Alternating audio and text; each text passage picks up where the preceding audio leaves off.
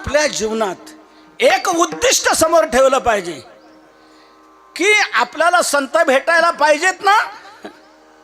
मग आपण प्रत्येक क्षण अगर आपल्या जीवनातली प्रत्येक कृती असे केली पाहिजे की त्याच्यावर पुण्य म्हणूनच शेरा पडला पाहिजे. पुण्य म्हणून शेरा पडला.